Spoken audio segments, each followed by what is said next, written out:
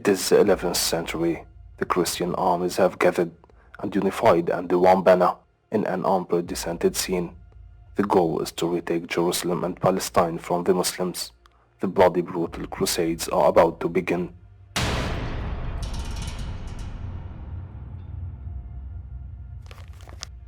In the 11th century, the world was divided into Islamic and Christian countries. The two religious worlds were burning in a state of constant war with each other until a great power emerged from the east. Those are the Seljuk Turks, who were displaced from Central Asia as Turkish tribes and embraced the Sunni sect of Islam.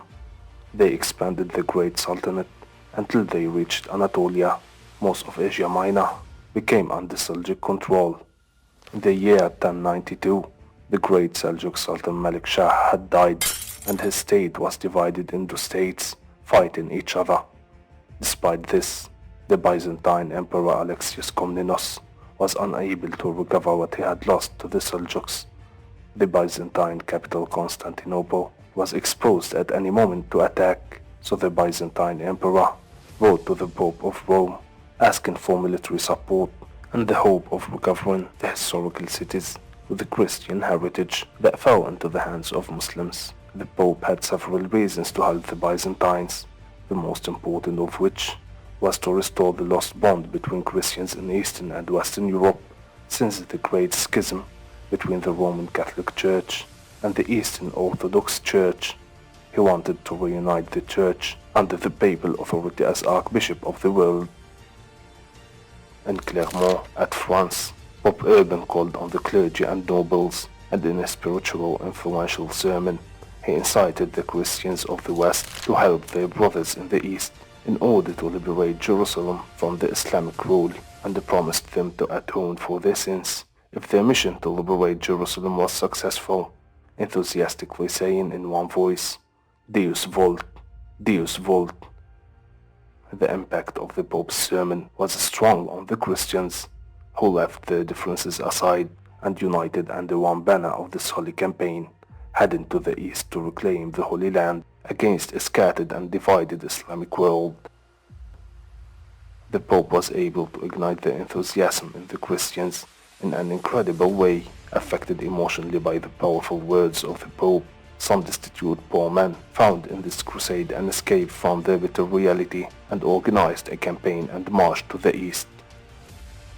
Unauthorized by the Pope, they committed massacres against the Jews in the Rhine Basin and other German cities.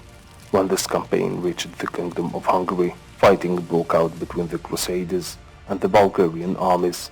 After the Crusades had looted the Bulgarian markets and the countryside on the way to the Byzantine capital, the Byzantine Emperor did not want to bother himself with this disorganized campaign, so he quickly got rid of them and let them cross the Bosphorus and enter Anatolia. As soon as they touched land in Asia, they began plundering the cities. They reached the Gulf of Nicomedia, where a dispute arose between the German and Italian leaders on one side and the French on the other. Peter the Hermit lost control of his armies, which began to scramble to occupy and loot the cities without strategic planning. The Germans took the city of Xerxes, while the French force headed to Nicaea to take it.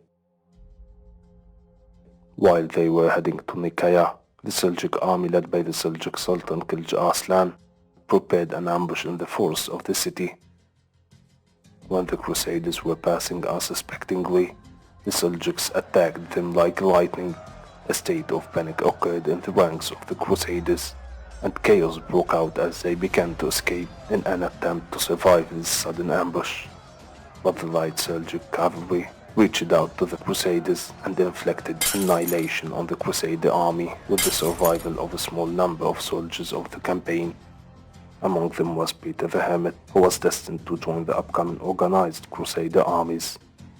After that, the Seljuks managed to recapture the city of Xerxes from the Germans, and Kilij Arslan defeated the remaining army in Anatolia. The random crusade had failed. It was known as the People's Campaign, which marched before the first organized crusade called by Pope Urban.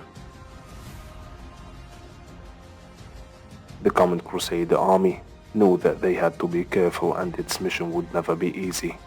The Prince's Crusader army included the most important leaders of Europe, including Godfrey de Bouillon, his brother Prince Baldwin, Prince Raymond IV, Count of Toulouse, Prince Robert Curthose, Duke of Normandy, and the ambitious Prince Bohemond, son of Robert Guiscard, the commander of the army coming from southern Italy. With his nephew Prince Tancred, Bishop Adhemar was appointed as the spiritual leader. The armies arrived to Constantinople one after another. Each had his reasons, motives and ambitions, and it was clear that the world would witness a historical event that no one had ever seen before. Alexios could not have imagined that his call would be so welcome. He received the army of 60,000 soldiers graciously. He took the oath from them to claim all the lands he had before the Seljuks, including Antioch. In the spring of the year 1097, the Crusades set out in Asia, and the leaders agreed to take Nicaea, the capital of the Seljuk of Rome. The Crusaders wanted to take advantage of the absence of the Seljuk Sultan, Kilij Arslan, who was busy fighting his Turkish enemies in the east. The huge Crusader arms flooded around the fortified city of Nicaea, and the siege began on May 6, 1097. The siege was only from the land side, meaning the city continued to receive supplies from the seaside. The Byzantine Emperor has participated in the siege with only one contingent of cavalry, letting the city to be supplied from the sea. This was, however, a clever act from him, as he wanted to prove a point for the Crusaders. They needed him more than he needed them. The news reached the Seljuk Sultan in Malatya that his capital was being invaded by the Crusaders. He rushed in an attempt to save it. The city withstood the Crusader siege. The catapults could not make any impact on the fortified walls of the city. The Byzantine Emperor feared that the city would be subjected to looting and sabotage if it felt the Crusaders. He feared that the Crusaders would not commit to handing him the city over if they are able to take it. So he began negotiations with the Muslim garrison to hand him the city over. He promised them to preserve the blood of the Muslims and not to plunder the country and to protect it from the Crusaders. While the Muslim garrison thought about the matter, Kilij Arslan arrived with his army on 21st of May, and upon his arrival, he immediately clashed with the Crusader armies to open a way into the city. But his attempt to break the siege had failed.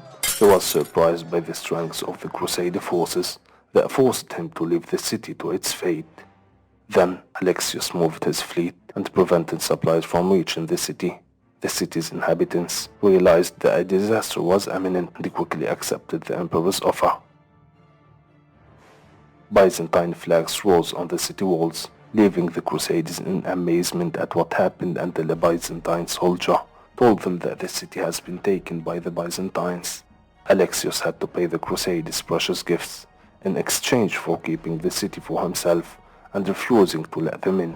To be fair to the emperor, he kept his word and preserved the blood of Muslims.